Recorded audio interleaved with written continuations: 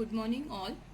We have seen in the previous classes all the surfaces of the cerebral hemisphere. Today we are going to see the functional areas of the cerebral hemisphere. Clear? Now, for seeing the functional areas, we have to divide the cerebral cortex into number of areas. The cerebral cortex is demarcated into large number of areas which differ from each other in structure as well as in function. Different neurobiologists divide the cortex into number of areas. For example, 20 areas of Campbell. Campbell has divided the cortex into 20 areas. Similarly, there are 52 areas of Brodmann.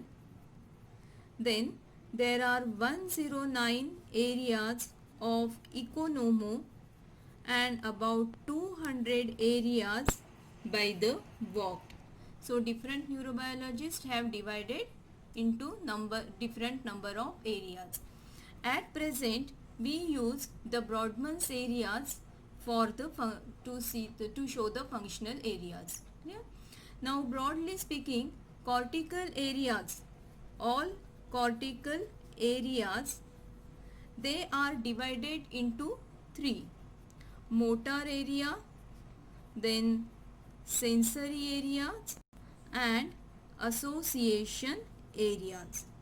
So all cortical areas, they are divided into three types: motor area, sensory area and the association areas.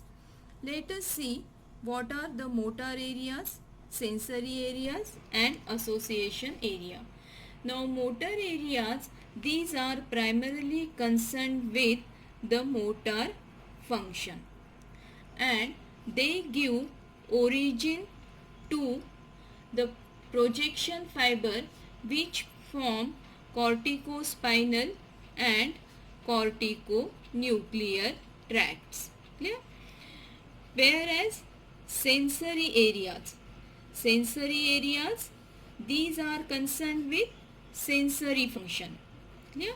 Motor areas concerned with motor function, sensory areas concerned with primarily sensory function, and these motor area give origin. Now sensory area receive the afferent fibers from the thalamic nuclei in which major sensory pathways terminate. So these give origin and these receive the afferent fibers. Now coming to the third type of area, that are the association areas. Now what are the association areas? These are not concerned with primary motor or sensory function but have more important associative function, integrative function and cognitive function. Clear? So though they are not concerned with primary motor or sensory function, they perform more important function, that is the associative, integrative and cognitive functions. These areas, what they do? They integrate and analyze. They integrate and analyze the responses from various sources. Association areas occupy about 75% of total surface area of the cerebral cortex. Clear? So these are association areas. Now the motor and sensory functions. We have seen that motor areas and sensory area. Sometimes motor and sensory function overlap in the same region of cortex. In this case, if the motor function is dominant, then it is known as motor sensory area and it is denoted by MS. In this overlapping, if sensory function predominant, then that area is called as sensory motor and we denote it by SM. So the function which is dominant, the letter that is capital. Clear? So this is motor sensory and sensory motor. So these are the just an introduction of the division of the cortex into different areas. Now coming to the motor area. So let us go for the details of the motor areas. Now motor areas, they are further subdivided into 4 areas. That is the primary motor area, then pre-motor area, supplementary motor area,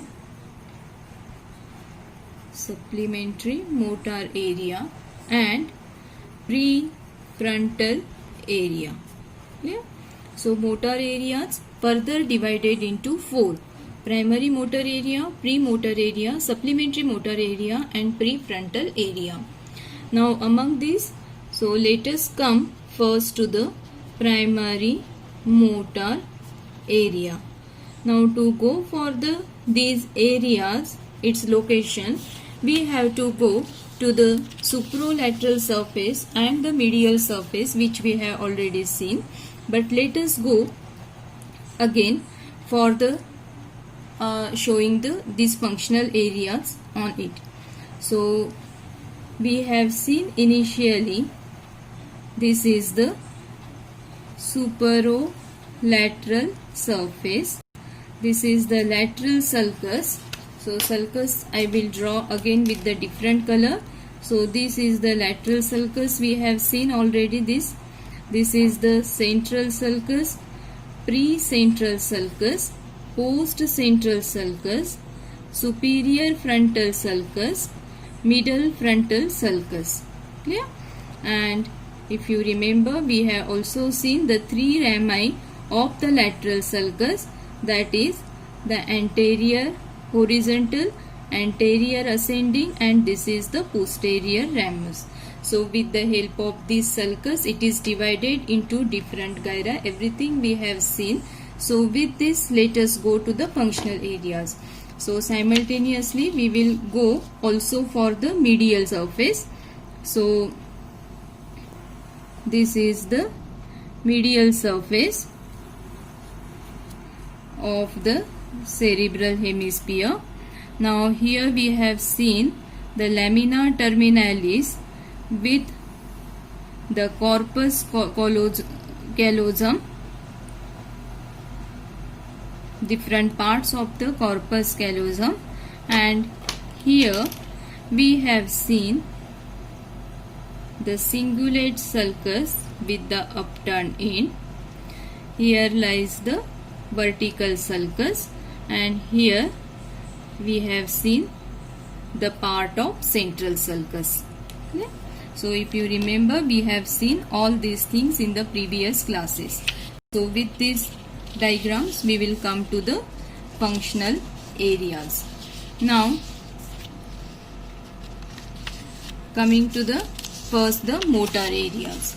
So we have seen that motor area, it is divided into 4 areas. These are the primary motor area, premotor area, supplementary motor area, and the prefrontal area. Now first coming to the primary motor area, this is called as area number 4 of the Brodmann, and it is located in the precentral gyrus on superolateral surface. So this is the superolateral surface, this is the central sulcus, precentral sulcus, and this is the precentral gyrus. So this is area number 4, and this is primary motor area. Clear? So this is primary motor area, area number 4. This area also extends to the anterior part of paracentral lobule on medial surface. On medial surface, we have seen that this is the vertical sulcus, and this is the part of the central sulcus which extend on the medial surface. And this complete area, it is divided into medial anterior part, it is called as medial frontal gyrus, and this complete is the paracentral lobule, which is divided into anterior and posterior part by means of central sulcus. So the primary motor area, which is mainly present on the superolateral surface, it also extends on the medial surface in the anterior part of paracentral lobule. Yeah? So this is the location of primary motor area, that is area number 4. Now some details of this motor area. So about 40% of pyramidal fibers, that are the corticospinal and corticonuclear fibers, arise from this area. Then electrical stimulation of this area, what it does, it produces the contraction of muscle of opposite half of the body. It is very important. It produces contraction of muscle of opposite half of the body, that is, it controls voluntary motor activities of opposite half of the body. So electrical stimulation causes contraction of opposite half of the body. Although the cortical control of musculature of body is mainly contralateral, there is also significant bilateral control of some muscles. For example, the muscles of upper part of face, tongue, mainly genioglossus, mandible, then larynx, pharynx, and axial musculature. Clear? So what we have seen, it is responsible for voluntary motor activities of opposite half of the body, but there is also significant bilateral control of some muscles, upper part of face, tongue, mandible, larynx, pharynx, and axial musculature. Then the human body is represented in an upside down manner. So upside down manner means it is called as motor homunculus. Yeah?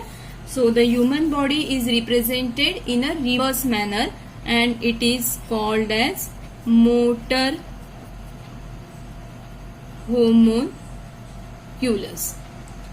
So the pharyngeal region and tongue are represented in the lowermost part, followed by face, head, trunk, and thigh, up to the thigh on the superolateral surface. Then the center for leg, feet, and perineum with volitional control of micturition and defecation, they are represented on the medial surface of the hemisphere in the paracentral lobule. Is it clear? The human body is represented in an upside down manner, which is called as motor homunculus. So the pharyngeal region and tongue are represented in the lowermost part, followed by face, head, trunk, and thigh. Then below that, that is the center for leg, feet, and perineum with volitional control of micturition and defecation, are represented on the medial surface of hemisphere in the anterior part of paracentral lobule. Clear? Then one important thing, the extent of the cortical area, it depends on the skill of movement and not on the size of the muscle. Therefore, the face, especially the lips, tongue, larynx, and hand, they have larger area as compared to that of the trunk and lower limb, which have smaller area. Clear? Precentral gyrus, it is concerned with movements and not for individual muscles. Is it clear? So this is all about the primary motor area.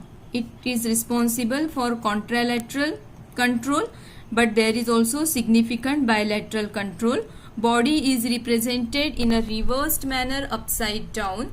Then the area, distribution of area, it depends on the skill of movement and not on the size of the muscle. Okay? Now coming to the lesion of the primary motor area. If there is lesion of the primary motor area, it will produce flaccid paralysis. It will produce flaccid paralysis of the extremities of opposite half of the body, and we called it hemiplegia. Whereas the masticatory, laryngeal, pharyngeal,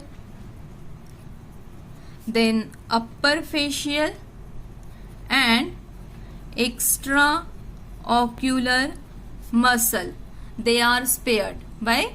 Because these muscles, they are represented bilaterally and therefore they are spared. Clear? So the lesion will cause flaccid paralysis of the opposite half, hemiplegia, but these muscles are spared because of the bilateral representation. Now coming to the next area, that is the premotor area. Now premotor area, it is area number 6 of the Brodmann. This area, it is located to anterior to primary motor area. The name itself suggests that it is anterior to the primary motor area in the posterior part of superior, middle and inferior frontal gyra. This is the superior frontal sulcus, inferior frontal sulcus. This is superior, middle and inferior frontal gyra. So premotor area is located anterior to the primary motor area and occupying the posterior part of superior, middle and inferior frontal gyra. So this is area number 6. It also extends on the medial surface of hemisphere. So it lies anterior to the primary motor area. This is primary, so anterior to it lies the area number 6 and it is wider above than below. Yeah? Now connections of the premotor area, they are very similar to that of the primary motor area and they provide origin to the corticobulbar, corticonuclear and corticospinal fibers. Some authors consider that premotor area act as cortical center for extrapyramidal tracts. Clear?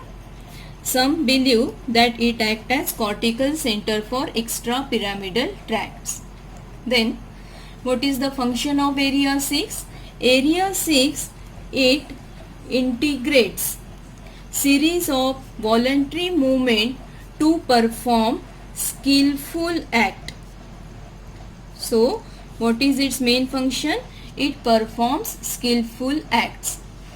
It is concerned with programming of the movements which are executed by area number 4. So in general, if we see the primary motor area, so this area, primary motor area, it is concerned with the execution of movement which are relatively simple movements. In contrast, the premotor area, it programs skilled motor activity. Clear?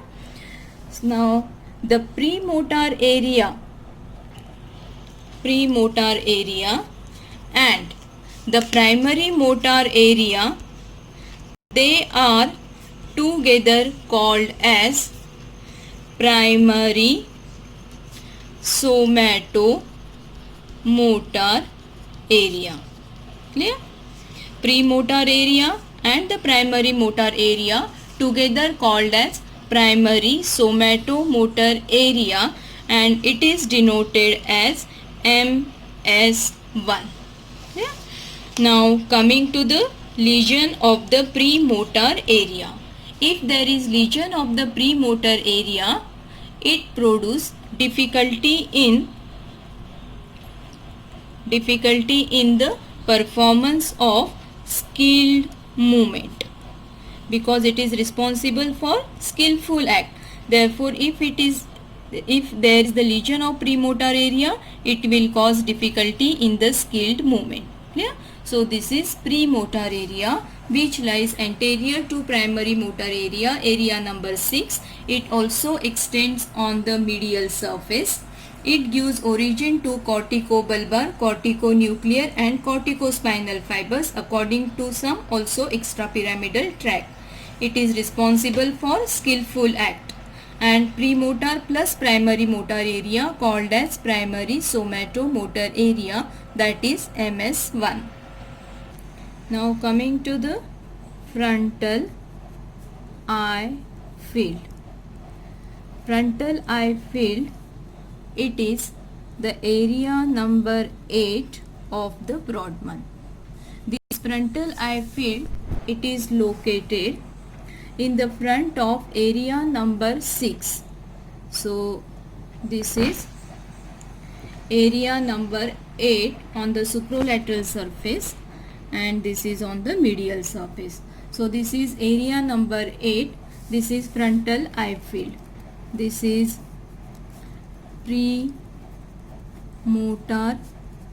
area and this is frontal eye field. So here also this is primary motor area, this is premotor area and this is frontal eye field. Yeah. So here it is located in front of area number 6. Electrical stimulation of this area, it causes deviation of both eyes. It causes deviation of both eyes to the opposite side. That is conjugate movement of the eyes. It controls voluntary conjugate movement of the eyes. So it is responsible for controlling conjugate movement of the eyes and therefore it is called as eye field. It is connected to the visual area. It is connected to the visual area of the occipital cortex by association fibers.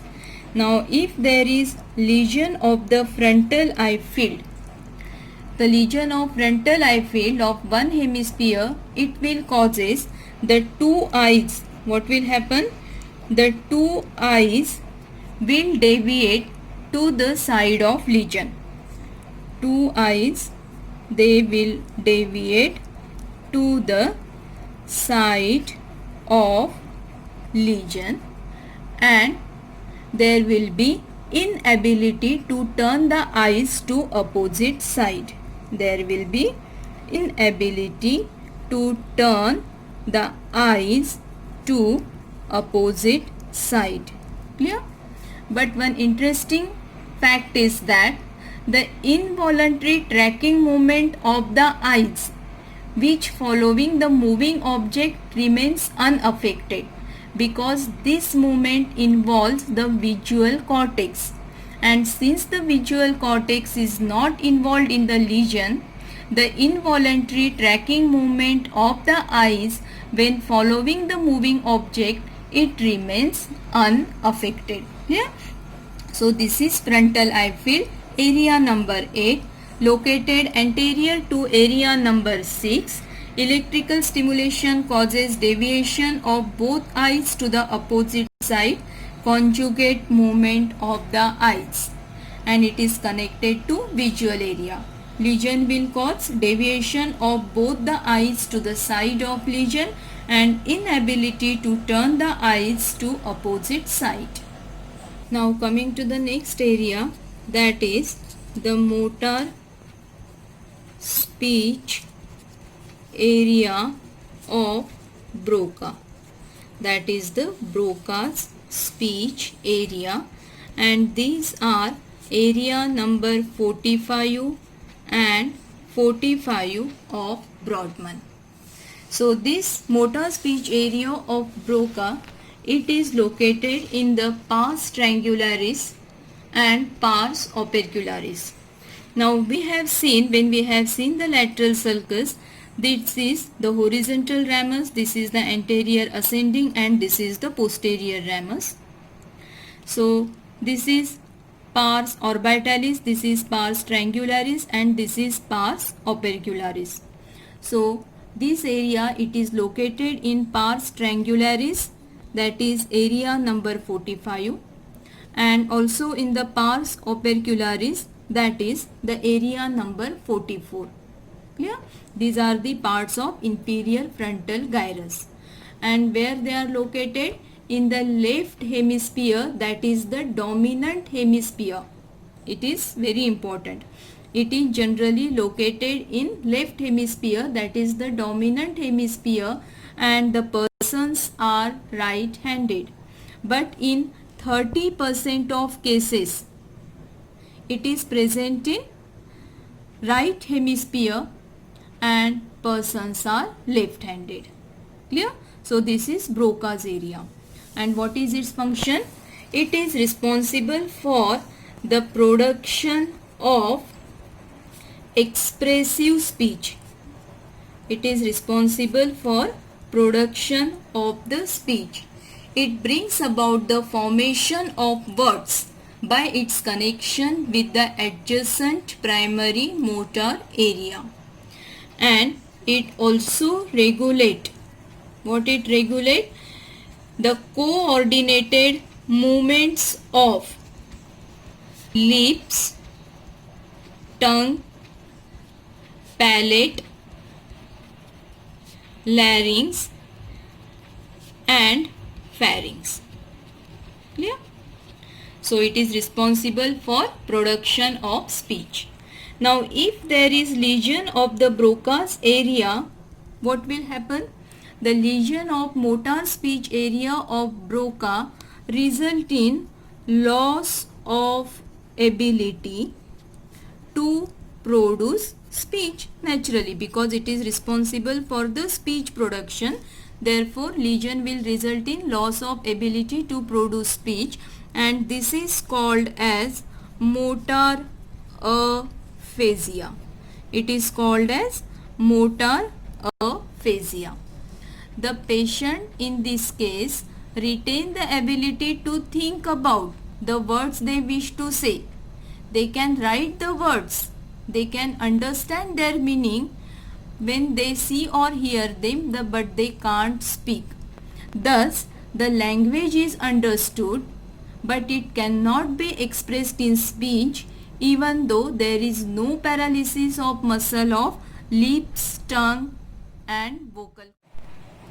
So this is motor speech area of Broca, area number 45 in pars triangularis and area number 44 in pars opercularis. It is responsible for production of speech, regulate the coordinated movement of lips, tongue, palate, larynx and pharynx. Their lesion will leads to motor aphasia. Clear? So this is Broca's area. Now coming to the next type of motor area, that is the supplementary motor area. Clear?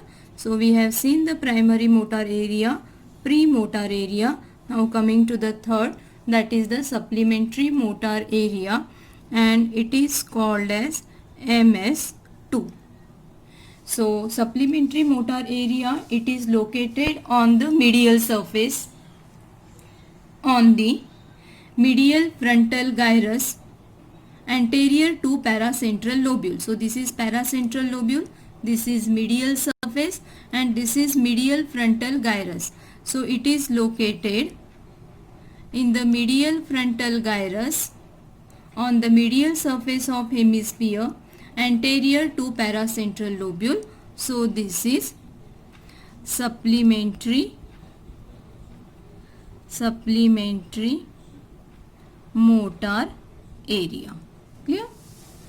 In the supplementary motor area, components of upper body, they are located dorsal to that of the lower body. Then what is its function? Stimulation of the supplementary motor area, it produces bilateral